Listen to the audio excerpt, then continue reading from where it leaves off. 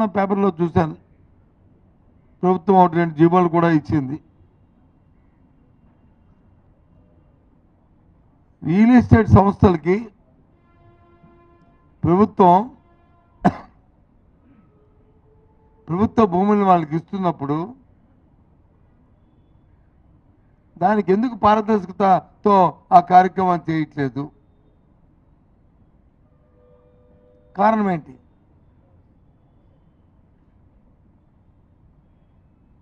ఎందుకు ఓపెన్గా వాటికి వచ్చి టెండర్లు పిలిచి మీ ఆలోచన విధానాన్ని దాంట్లో పొందుపరిచి, ప్రభుత్వ విధానాన్ని పొందుపరిచి దీనికి రండి, ఎవరు ముందు వస్తారో కంఫర్టబుల్ అని ఎందుకు చేయట్లేదు? ఎందుకు లోపల వచ్చి ఇన్నర్ సర్కిల్లో ఒప్పందాలు చేసుకుని పైకి వచ్చి ప్రభుత్వ భూముల్ని, ప్రభుత్వ ఆస్తిని, ప్రజా ధనాన్ని ఈ రకంగా దగ్గర రూపాయికి, 100 రూపాయలకి, ₹1,00,000 ఏ రకంగా మీరు ఇస్తున్నారు కోట్లాది రూపాయల తాలూకు భూముల్ని? ఎప్పుడైనా రాష్ట్రంలో ఇలాంటి కార్యక్రమాలు జరిగినాయా? జరిగితే చెప్పండి, ఉదాహరణ చెప్పండి. రోజు పత్రికల్లో రాష్ట్రంలో గత 5 సంవత్సరాల్లో ఈ ప్రభుత్వం చేసిందని అంటుంటారు కదా మీరు. చెప్పండి, ఎక్కడ జరిగావు? ఎప్పుడు జరిగింది చెప్పండి.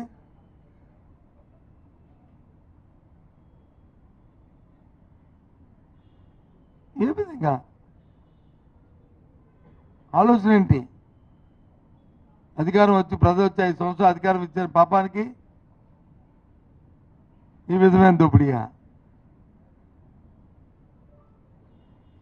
ప్రజా సంక్షేమం సంబంధించిన అంశాన్ని వచ్చి పక్కన పెట్టి వాటి గురించి ఒక్కసారి కూడా ఆలోచన చేయకుండా కొనుగోలు కేంద్రాన్ని ప్రారంభిస్తే ఒకవేళ ఆ మార్కెట్ ఇంటర్నేషనల్లో దానికి కొనుగోలుకు 100 కోట్లు 200 కోట్లు ప్రభుత్వం నుంచి పెట్టవలసి వస్తే అవి పెట్టడానికి వచ్చి పెట్టి రైతులు ఆదుకోవడానికి వచ్చి మీకు చేతులు రావు.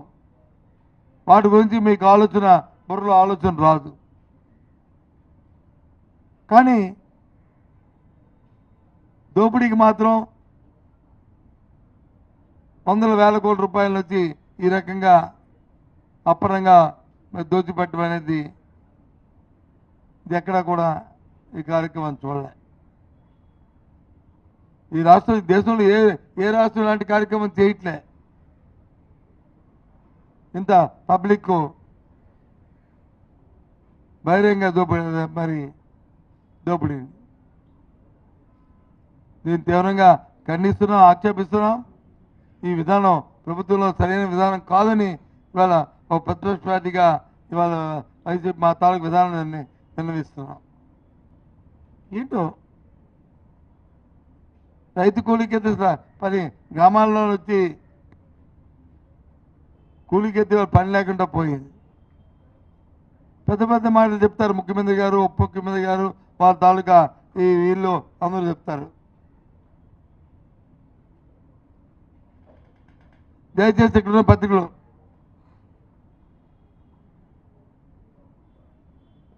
మీ ద్వారా ఈ రాష్ట్ర ప్రభుత్వాన్ని ప్రజలకు వచ్చి వాస్తవాలు చెప్పండి.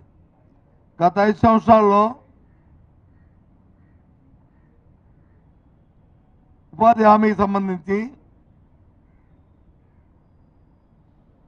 ఎన్ని 12 నెలల సంవత్సరానికి చేశాయి, ఈ 18 నెలల కాలంలో ఎన్ని 12 నెలలు చేశా ఒకసారి సంవత్సరాల వారీగో లేకపోతే నెలల వారీగో దయచేసి ప్రకటించండి. రేపు పత్రికల్లో నిజంగా మీకు సత్తుద్ది ఉంటే, ప్రజల పట్ల మీకు అంకిత భావం ఉంటే ప్రభుత్వానికి కళ్ళు తెరిపించండి.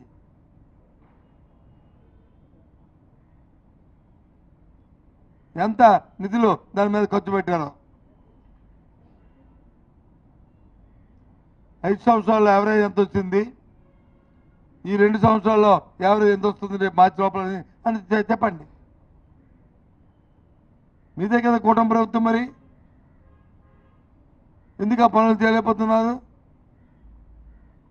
ఎందుకు పేదవాడికి అందించలేకపోతున్నారు?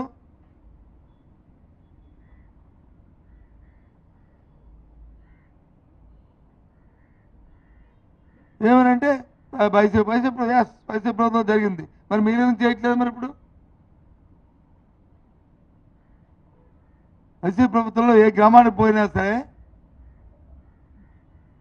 ఒక సెక్రటరియట్ బిల్డింగ్, ఒక రైతు భరోసా కేంద్రం, ఒక పాల సేకరణ కేంద్రం, లేదు ఒక వెల్నెస్ సెంటర్, పక్క భవనాలు నిర్మించాం కదా.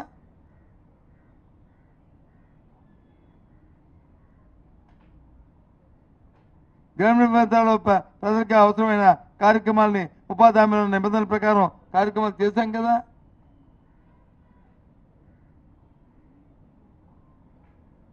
మరి మీరెందుకు చేయలేకపోతున్నారు? మీకెందుకు ఎక్స్పెండిచర్ జరగట్లేదు? ఎందుకు ప్రజలకు పనులు అప్పచెప్పలేదు? పర్యవేక్షణ లేక, దానిపై మీకు శ్రద్ధ లేక. పేదవాడికి మాత్రం ఓ పని కల్పించి దాని నుంచి అసెట్ క్రియేట్ చేయడం తప్పన మీ దాంట్లో లేదు, మీకు ఆలోచన లేదు. ఎంతసేపు పేర్లు మార్చుకొని దాంతో పబ్బం గడిపి హాయ్ గాడి అని చేయాలనే ఆలోచన తప్ప ఇంకా అసలు లేదు.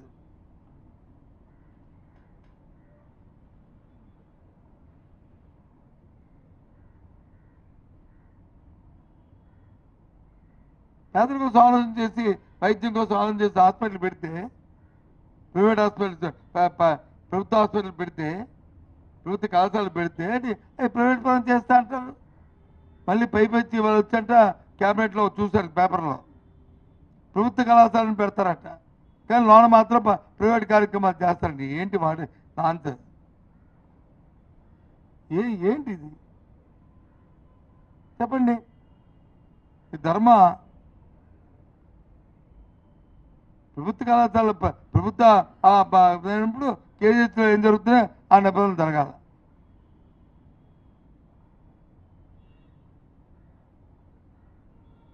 ఆ 17 కళాశాలలు ప్రభుత్వంలో ఉన్నాయి కాబట్టి ఆ నిబంధనల ప్రకారం అవి పెట్టాం. చదువుకున్న విద్యార్థి కాలేజీలో చదువుకున్న విద్యార్థులకి అయితే వాళ్ళకి ఏబిసిడి కేటగిరీలు పెట్టాం. వాళ్ళు స్వయం శక్తిగా అవి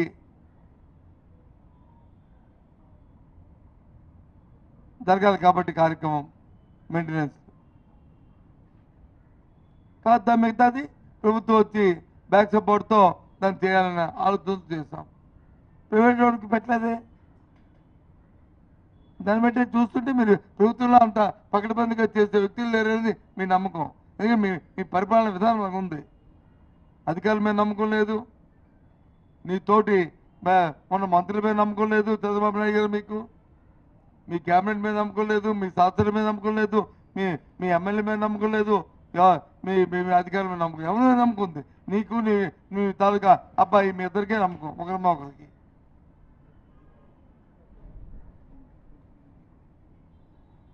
నమ్మకం ఉంటే బాధ్యతగా వాళ్ళకి ఆ కార్యక్రమం చేయించవచ్చు కదా. ఎందుకు చేయట్లేదు?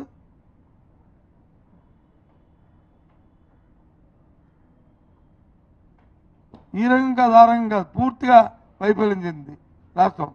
ఈ ప్రభుత్వ కార్యక్రమం ఏ కార్యక్రమం కూడా.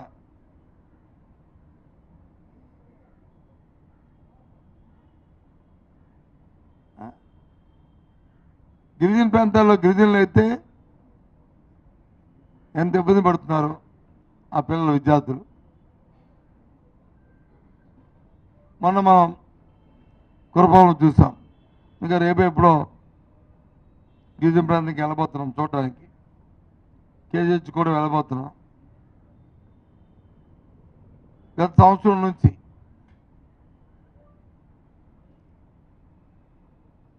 ఎవరైతే సంవత్సరం లోపు ఉన్న పిల్లలు ఉన్నారో వాళ్ళకి సరైన పోషకాహారం తల్లికి అందక కడుపులో ఉన్న బిడ్డకు వచ్చి పుష్టిగా కాన్పైన తర్వాత ఆ పిల్లలు రాలేక ఏమిటి ఇబ్బందితో ఇవాళ ఆ పైన పిల్లలు ఎంత ఇబ్బంది పడుతున్నారో నేను సంఖ్య చెప్తే మళ్ళీ బాగోదు. ఇది చూడండి, ప్రత్యేకంగా చూసిన తర్వాత అక్కడే మాట్లాడి చెప్తాను. ఎంతమంది కేజీహెచ్లో ఉన్నారో చూడండి. చిన్నపిల్లలు, గిరిజన ప్రాంతంలో పిల్లలు. ఎందుకు వస్తుంది? కారణం ఏంటి? కేంద్ర రాష్ట్ర ప్రభుత్వాలు గత 5 సంవత్సరాల్లో ఏదైతే గర్భిణీ స్త్రీకి మనం ప్రెగ్నెంట్ నుంచి మరి బిడ్డ మళ్ళీ సంవత్సరం వరకు కూడా ఏ కార్యక్రమాలు అయితే చేశామో వాళ్ళు బలమైన ఆహారాన్ని అందించడానికి చేసాము. ఆ కార్యక్రమాన్ని అడిగిపోయినాయి. అడిగి ఇవ్వాల్సిన ఫండ్స్ రీచ్ చేయట్లేదు. ఆ కార్యక్రమాన్ని మూలపడేశారు. మా పేదవాళ్ళు ఆ తల్లి తినడానికి లేక ఇబ్బంది పడుతున్నప్పుడు ఆ పిల్లకి, ఆ కడుపులో ఉన్న పిల్లకి ఇంకేమి చేస్తారు వాళ్ళు?